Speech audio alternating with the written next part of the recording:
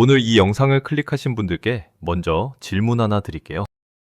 친구가 부탁을 해왔어요. 사실 바쁘고 하기 싫은데. 입에서 나오는 말은 그래 내가 할게 예요. 퇴근하고 집에 가려는데 상사가 야근을 부탁해요. 속으로는 오늘은 정말 안 된다고 생각하면서도 결국 네 알겠습니다라고 대답해요. 그리고 집에 돌아와서 혼자 이런 생각을 해요. 나는 왜 항상 이러지? 이런 경험 있으신 분들 오늘 영상 끝까지 보셔야 해요. 많은 분들이 거절을 못하는 자신을 보면서 성격이 소심한 거라고 생각하거나 그냥 착한 사람이라서 그렇다고 넘겨요. 그런데 심리학은 다르게 말해요. 거절을 못하는 건 성격의 문제가 아니라 어린 시절부터 학습된 생존 전략이라는 거예요. 오늘 심리들킴에서는 왜 우리가 거절을 못하게 되었는지 그 뿌리를 심리학의 눈으로 낱낱이 파헤쳐 볼게요. 그리고 이 패턴에서 벗어나는 방법까지 함께 알아볼 거예요. 착한 아이 증후군이란 무엇인가요?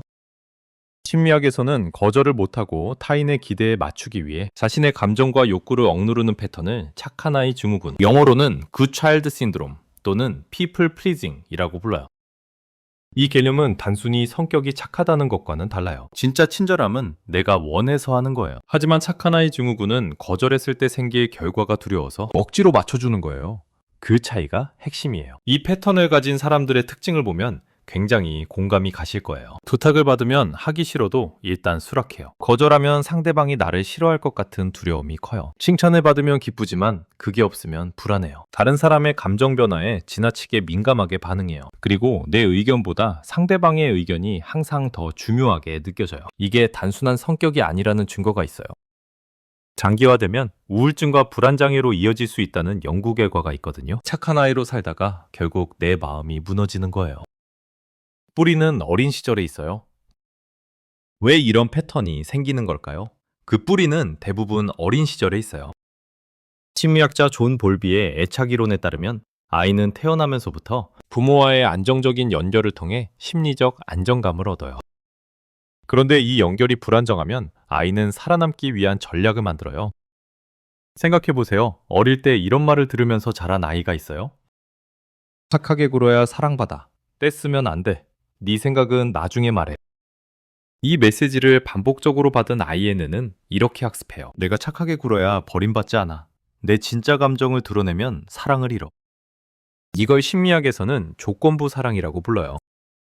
아이가 특정 행동을 할 때만 사랑과 인정을 받는 환경에서 자라면 그 아이는 어른이 되어서도 끊임없이 타인의 기대에 맞추려는 패턴을 유지해요. 이건 아이의 잘못이 아니에요. 그건 그 환경에서 살아남기 위한 최선의 선택이었어요. 문제는 그 전략이 어른이 된 지금도 그대로 작동하고 있다는 거예요. 이제 조금 더 깊이 들어가 볼게요. 심리치료사 피트 워커는 인간이 위협을 느낄 때 나타나는 반응을 4가지로 정리했어요. 싸우거나 도망치거나 얼어붙거나 그리고 4번째가 바로 fawn 반응, 영어로 fawn response예요. fawn 반응은 위협적인 상황에서 상대방을 달래고 맞춰주면서 갈등을 피하려는 생존 본능이에요. 쉽게 말하면 거절해서 상대방이 화내는 것보다 그냥 맞춰주는 게 더 안전하다고 뇌가 판단하는 거예요. 이게 처음에는 어린 시절 위험한 환경에서 자신을 보호하는 방법으로 만들어진 거예요. 부모가 화를 많이 내는 환경, 감정적으로 불안정한 환경에서 자란 아이는 상대방의 감정을 먼저 살피고 맞춰주는 것이 안전을 유지하는 방법이라는 걸 학습해요. 그런데 이 반응이 어른이 된 이후에도 자동으로 작동해요. 직장 상사가 부탁을 해오는 순간 뇌는 어린 시절의 그 위협 신호를 보내요. 그래서 거절하고 싶은데 몸이 먼저 네 알겠습니다를 말하는 거예요. 의지의 문제가 아니에요. 뇌의 자동 반응이에요. 착하게 사는 게 뭐가 문제냐고요? 문제는 이 패턴이 나를 서서히 갉아먹는다는 거예요.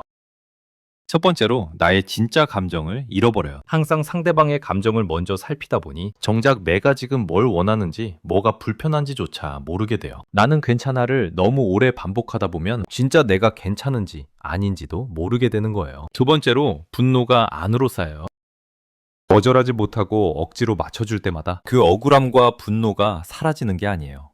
내면에 차곡차곡 쌓여요. 그리고 언젠가 엉뚱한 순간에 폭발하거나 아니면 그 분노가 나 자신을 향해 우울함으로 바뀌어요. 세 번째로 관계가 오히려 얕아져요. 항상 맞춰주기만 하는 관계는 진짜 연결이 아니에요. 상대방은 나를 편리한 사람으로 인식하고 나는 그 관계에서 진짜 나를 보여준 적이 없어요. 결국 혼자 있는 것보다 더 외로운 관계들만 남게 돼요. 그럼 어떻게 해야 할까요? 이 패턴을 끊는 건 하루아침에 되지 않아요. 하지만 작은 것부터 시작할 수 있어요. 첫 번째 단계는 즉각 대답하지 않는 거예요. 부탁을 받는 순간 자동으로 내가 나오는 이유는 뇌가 반사적으로 반응하기 때문이에요. 그 자동 반응을 잠깐 멈추는 연습이 필요해요. 잠깐 생각해 볼게요.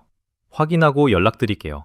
이 한마디가 나에게 선택의 시간을 줘요. 두 번째 단계는 작은 거절부터 연습하는 거예요. 처음부터 큰 부탁을 거절하려면 너무 힘들어요. 카페에서 음료 주문을 바꾸거나 식당에서 불편한 자리를 바꿔달라고 말하는 것처럼 아주 작고 일상적인 것부터 내 의견을 말하는 연습을 해요. 뇌는 반복을 통해 학습하기 때문에 작은 거절의 성공 경험이 쌓일수록 더 큰 거절도 가능해져요. 세 번째 단계는 거절의 언어를 바꾸는 거예요. 많은 분들이 거절을 상대방을 거부하는 것으로 느껴요. 그래서 죄책감이 생기는 거예요. 하지만 거절은 상대방을 거부하는 게 아니라 나의 한계를 솔직하게 알려주는 거예요.